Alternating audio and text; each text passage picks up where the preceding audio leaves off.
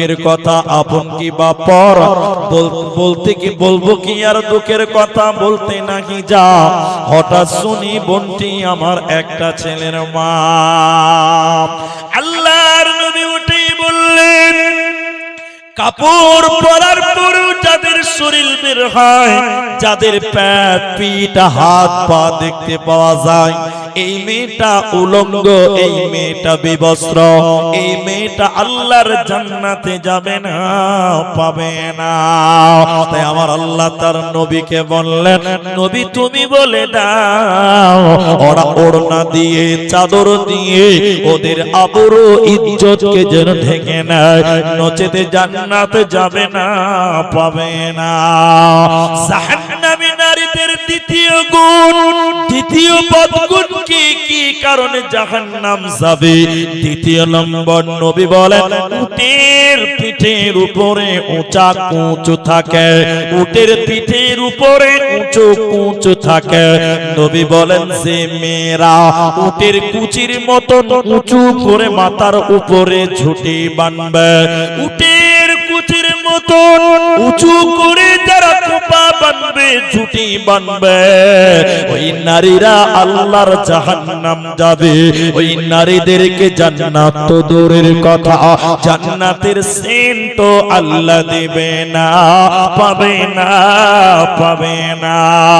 এজন্য নারীরে বোরখার ভিতরে চলে এসো, পর্দার ভিতরে চলে এসো, নচেতে জান্নাতে দেবে না, পাবে না, পাবে না।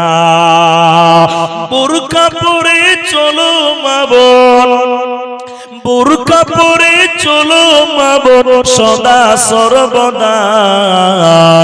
ঈমান আমল সব হারাবে দেখলে বেগানাই মা বোন, ঈমান আমল সব হারাবে দেখলে বেগানাই। স্কুল কলেজ কুটুম বাড়ি যাইতে যদি চাও, ঘর হতে বের হওয়ার আগে বোরখা পরে নাও। স্কুল কলেজ কুটুম বাড়ি যাইতে যদি চাও, ঘর হতে বের হওয়ার আগে বোরখা পরে নাও। আপনজনের সঙ্গে যাবে, আপনজনের সঙ্গে নিবে, যাইবে না একা। ঈমান আমল সব হারাবে দেখলে বেগানাই মা বোন, ঈমান আমল সব হারাবে দেখলে বেগানা। মেয়েদের যত ইবাদত, তার মধ্যে এক নাম্বার ইবাদত পর্দা। এটা আপনারা বলেন, এক নাম্বার ইবাদতের নাম পর্দা। এই জন্য বলছি ভাই, এদিকার লোক কথা বলে না, আপনারা যদি না বলেন তাহলে আমার মনে হবে যে এরা মনে হয় বুঝতে পারে না, এরা মনে হয় বুঝতে পারে না, আর আমার মনেও শান্তি আসবে না।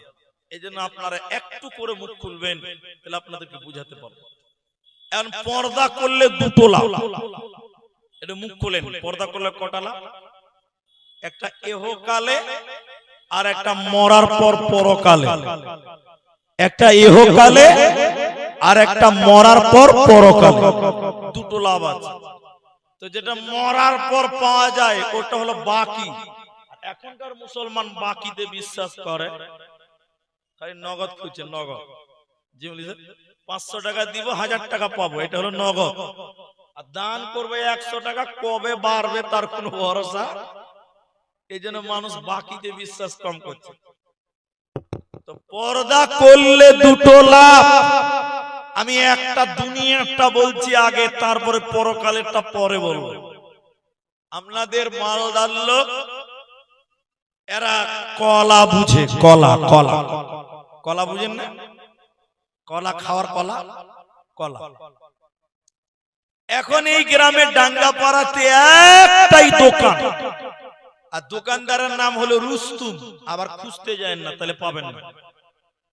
রুস্তুম কলা বিক্রি করে। একটু মুখ খোলেন, কি বিক্রি করে বললাম? কলা। একটা কলার দাম 5 টাকা বিক্রি করে। সবাই জানে যে রুস্তুম কলা বিক্রি করে। এখন মানুষেরা কলা কেনার পর চোকা ছিলে ফেলে দিয়ে কলা খায়, তাই তো না? আপনারা চোকাও খান? চোকা কেউ খাবে না, ওটা গরু ছাগলে খাবে। রুস্তম মনে মনে ভাবছে যে যেই কলা কিনে কষ্ট করে চোকা ছিলে ফেলে দিয়েই তো খায়, তো চোকা যদি আমি নিজেই ছিলে দেই তাহলে মনে হয় আরো তাড়াতাড়ি বিক্রি হবে। কথা বুঝতে পারছেন কি? হ্যাঁ না বলে। রুস্তম সকালে এতগুলো পাকা কলা বাড়িতে বসে বসে চোকা ছিলে রেখে দিয়েছে এক জায়গাতে। দেখতে কেমন লাগবে ভাই? খারাপ লাগে না? দোকানে রেখে দিয়েছে, কলার চোকা ছিলিয়ে দিয়েছে, সবাই জানে ওর কাছে কলা মিলে। এই একটা লোক যে বলছে, ভাই ভাই ভাই এই 10 টাকার দুটো কলা দাও তো। রুস্তম যে কলার বান্ডিলটা বের করেছে, মাছি বিন বিন বিন কি দি হয়, মাছি দে বিন বিন বিন করছে, দেখলে গা জ্বলবে রে করে। আচ্ছা বলেন, আপনারা বলেন, এই কলা কেউ খাবে? আপনারা খাবেন নাকি গো? এটা না বলছেন না যে চোকা ছিলে রেখে দিয়েছে, মাছি বিন বিন বিন, সারা দিনে একটাও কলা বিক্রি করতে পারবে না। পারবে? দোকানদার মাথা খারাপ। পাকা কলা চোকা ছেলে আছে, কত থাকবে? সন্ধ্যাবেলা গন্ধ বের হয়ে গেছে, গন্ধ। দোকানি কি করবে? একটা ফকিরকে দেখেছে, এই এই শোন শোন 20 টাকা লে তো ভাই, কলাটি জায়গায় ড্রেনে ফেলে আয়। কি বুঝলেন? কলা যদি চোকার ভিতরে থাকে লোক 5 টাকা দিয়ে দিয়ে কিনবে, আর কলা যদি চোকার বাইরে চলে আসে যার কলা তাকে টাকা দিয়ে ফেলতে হয়। ঠিক বললাম না? নাই জোরে বলেন, হ্যাঁ না বলেন। মেয়েরা হলো কলার মতন, কলার মতন। মেয়ে হলো কলার মতন। মেয়েরা যদি মূর্খার ভিতরে থাকে ছেলেরা মোহর দিয়ে দিয়ে বিয়ে করবে, আর মেয়েরা যদি চোকার বাইরে চলে যায় মানে বোরখার বাইরে যায় ছেলেরা টাকা দিয়ে কিনবে না, মেয়ের বাপকে টাকা দিয়ে মানে যৌতুক দিয়ে মেয়েকে বিয়ে দিতে হবে। ঠিক না? না জোরে বলেন। ঠিক বললাম না? চোকার বাইরে এলে, চোকার বাইরে এলে কলার মালিককে টাকা লাগবে, আর চোকার বাইরে থাক ভিতরে থাকলে লোক টাকা দিয়ে কিনবে। মেয়েরা হলো কলার মতো। এরা যদি বোরখার ভিতরে থাকে ছেলেরা নগদ মোহর দিয়ে তোমাদের বিয়ে করবে, আর চোকার বাইরে বোরখার বাইরে যদি তোমরা চলে এসো মা, তোমাদের বাপেদের ডিমান্ড লাগবে, যৌতুক দিয়ে তোমাদের বিয়ে দিতে হবে। কারণ তুমি যদি বেপরদা হয়ে চলো তোমার উপরে মাছি বসবে, মানে দুষ্ট ছেলেরা ইফটিজিং করবে। মাছি যেমন কলাতে বসে, বেপরদা নারীর পেছনে কুকুরের মতন বকাটে ছেলেরা ঘোরে, বদমাশ ছেলেরা ঘুরবে। এজন্য নারীরে এই দুনিয়াতেও তোমার মর্যাদা হবে, সম্মান হবে তুমি যদি বোরকার ভিতরে থাকো, আর মরার পর আল্লাহর জান্নাত হবে, তোমাদের চিন্তা রবে না, রবে না, রবে না। আল্লাহ তার নবীকে বললেন 33 নম্বর সূরা, সূরা আহজাবের 59 নম্বর আয়াত, নবী ওই নবী তুমি তোমার বিবিদেরকে বলো, তোমার মেয়েদেরকে বলে দাও, আর তামাম গাজুলির মেয়েদেরকে বলে দাও ওরা যেন তাদের শরীরকে ঢেকে নেয়, ওরা যেন বোরখার ভিতরে থাকে, ওরা যেন তাদের আবরু ইজ্জতকে ঢেকে নেয়, তাহলে তারা জান্নাতে যাবে, নচেত জাহান্নাম চলে যাবে। বাঁচার উপায় রবে না, থাকবে না, থাকবে না।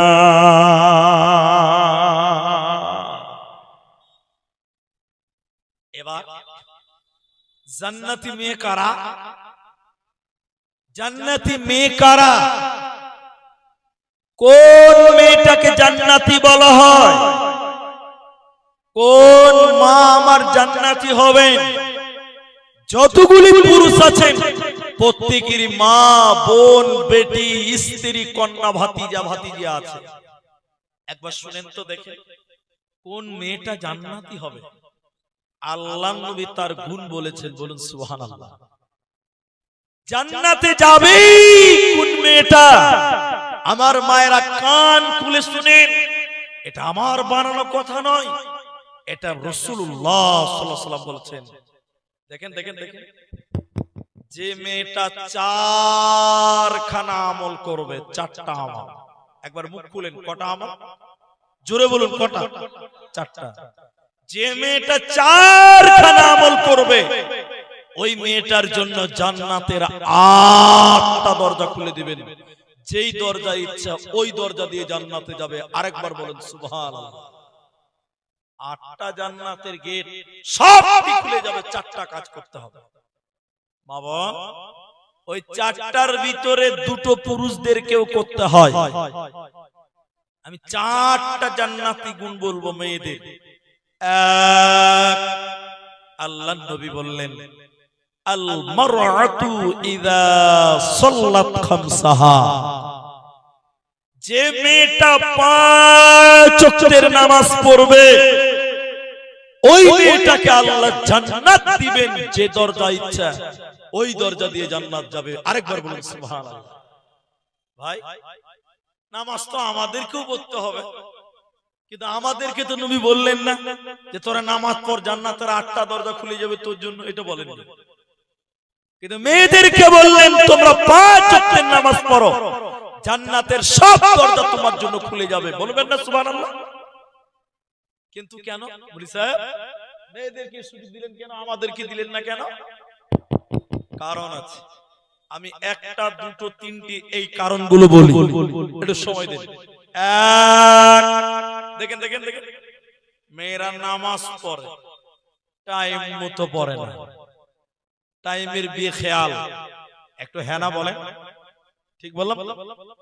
দেখেন দেখেন দেখেন দেখেন দেখেন, জোহরের আজান দিয়েছে, হাইয়া আলাস সালাহ।